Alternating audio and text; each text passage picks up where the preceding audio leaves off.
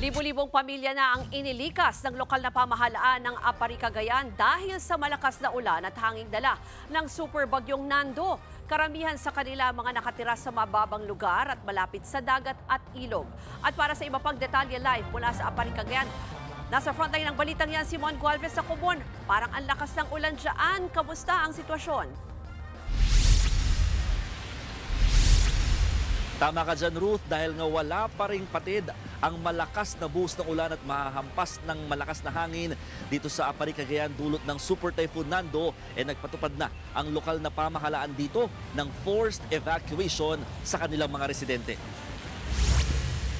Tulong-tulong ang mga pulis at tauhan ng Disaster Risk Reduction and Management Office ng Apari para ilikas ang mga residente sa Barangay Dodan. Ang iba, kinailangan ng buhatin o isang pasalikod. Marami sa mga kailangang i-rescue pawang mga bata o di kaya senior citizen. Iniutos na ng lokal na pamahalaan ng Apari ang sapilitang paglikas sa mga naninirahan malapit sa dagat at ilog. Lubog na sa tubig ang mga palayan at ilang daan sa lugar dahil sa malakas na ulan. Pangamba ng mga otoridad, mas mahihirapang ilika sa mga residente kapag naghintay pa sila.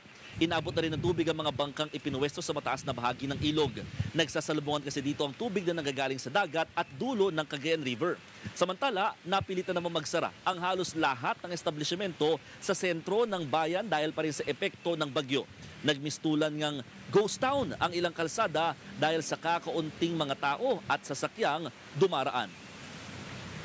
Ruth, sa huling tala ng Cagayan PDRRMO, aabot na sa 2,000 pamilya o halos 7,000 individual ang nagsilikas na sa buong probinsya dito nga sa Cagayan. Siniguro naman ng mga otoridad na naka-preposition at nakahanda ang mga food packs na kakailanganin para sa mga apektadong residente.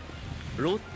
Naku, Mon, medyo marami-rami din yung mga 2,000 pamilya na inilikas. Bukod sa food packs na banggit mo, meron na dyan. Pero may iba pa ba kaya silang pangangailangan? Sa ngayon, Ruth, immediate relief ang pinakakailangan lamang ng mga residente ayon din sa kanila habang sila'y naninirahan nga muna o nag-i-stay pansamantala sa mga evacuation centers. So food, malinis sa inuming tubig at gamot para sa mga nangangailangan. Pero hindi pa rin kasi nalalaman ngayon o na-assess kung may mga nasira bang mga bahay o ari-arian, kaya for sure hihiling din at mangangailangan din ng financial support itong mga apektadong residente. Balik sa iyo, Ruth. Yan po ang Express Report ni Mon Gualvez mula sa Apari, Cagayan. Mga kapatid, Ruth Cabalco, para sa mabilis na pasada ng mga balitang dapat niyong malaman, mag-follow at mag-subscribe sa social media pages ng News 5.